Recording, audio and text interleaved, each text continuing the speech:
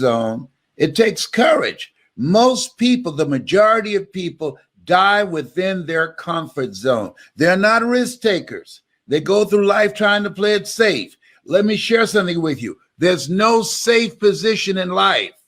If we don't know anything else, if we have not learned anything else from the coronavirus, there's no safe position in life. You can't get out of life alive. You got to die to leave here.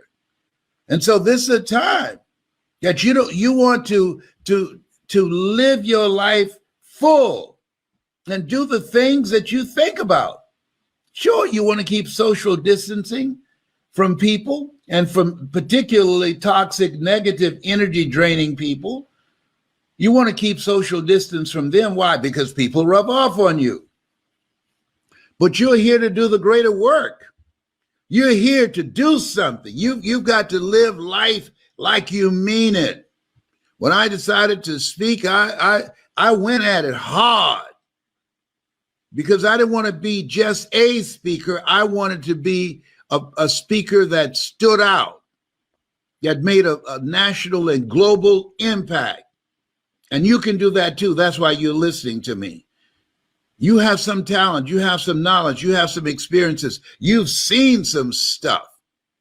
And there's some things in you don't want to take to your grave with you. So when you live like a warrior, you live courageously. You're fearless. Here's something else. When you live like a warrior, you honor your commitment. Commitment is major.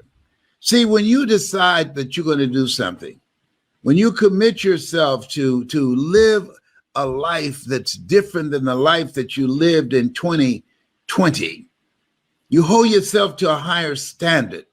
You're seeking something. You're pushing the envelope. You are challenging yourself. You are willing to walk by faith and not by sight.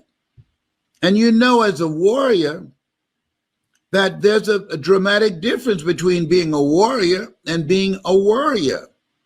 Anybody can worry.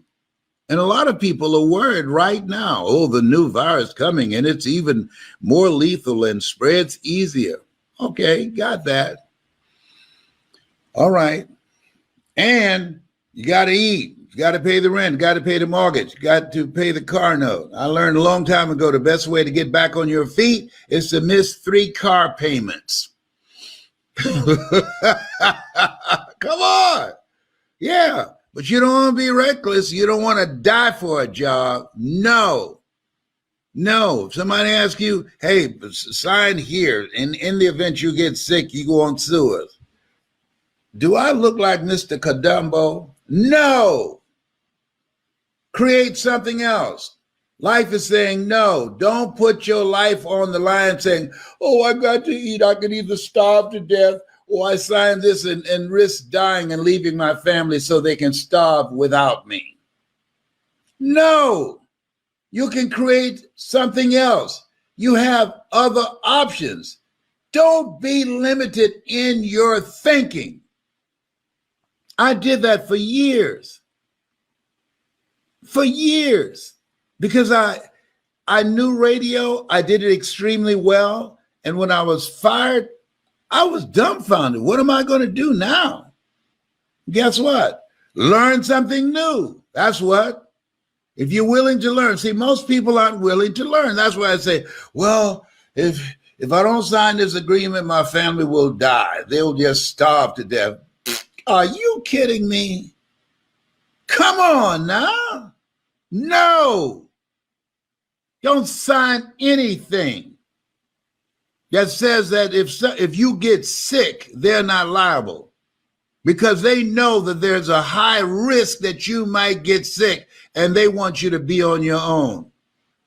If you don't learn anything else, remember the name Herman Cain, who was sitting on the front row at a rally, proud, no mask. We got back to Atlanta. We had to go to the hospital. He said, no big deal.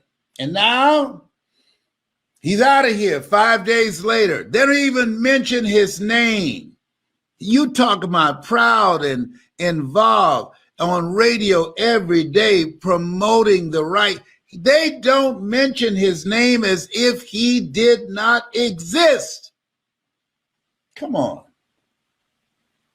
Come on.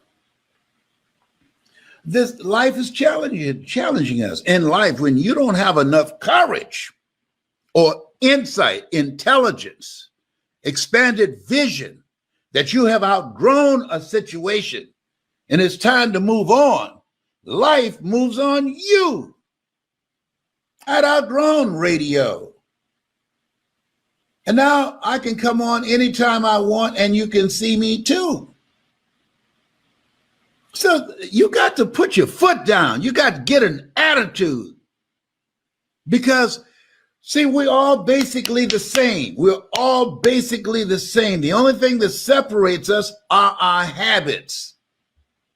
I wanted something different for myself. I wanted something different for my mother. I did not want my mother working once I turned 18.